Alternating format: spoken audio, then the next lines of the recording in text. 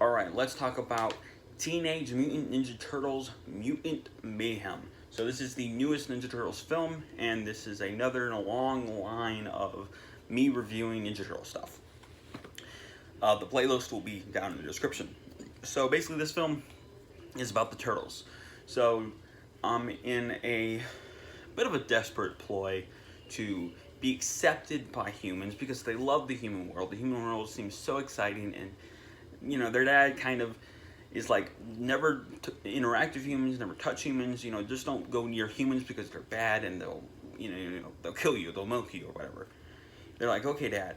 But they still are teenagers. They're still very curious about the outside world. So in a desperate attempt to be accepted, they decide that they are going to go after the main villain of this film, Superfly, as he is pulling off a bunch of elaborate heists. And this film is honestly hilarious. It's the most, I think, comedy that any of these Ninja Turtle things have really gone into.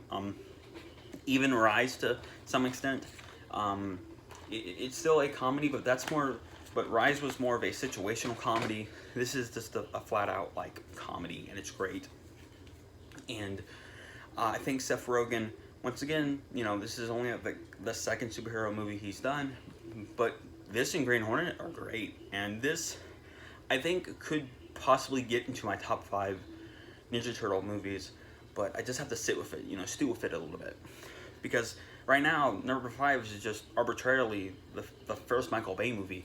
And I like that movie well enough, but, it's not really my cup of tea. So, yeah, this movie was just great and exciting.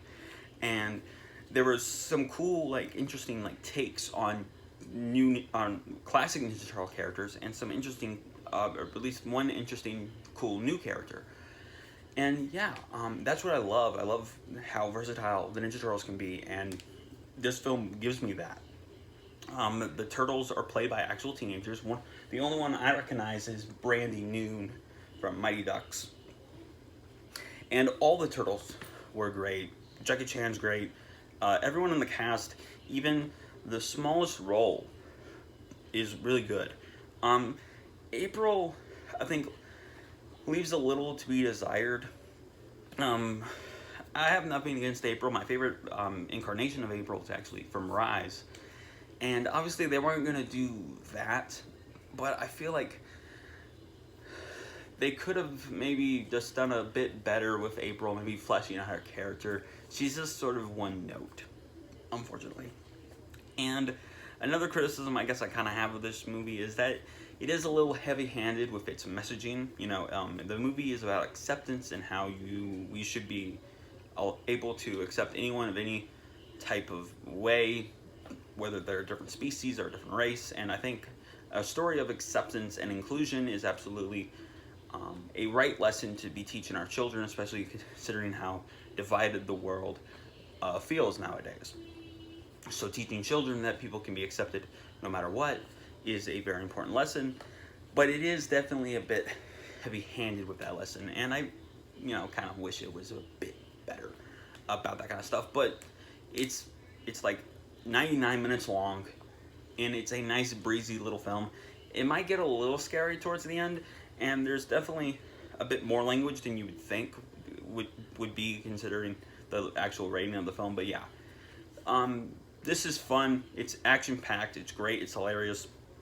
Most certainly deserves to be in the upper echelon of Ninja Turtle films. I've, of course, reviewed all the Ninja Turtle movies last year, and I've reviewed basically a lot of the shows.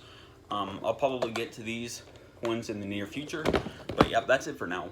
Remember that God made you special. He loves you very much. I would love to hear what you thought of this film down in the comment section below.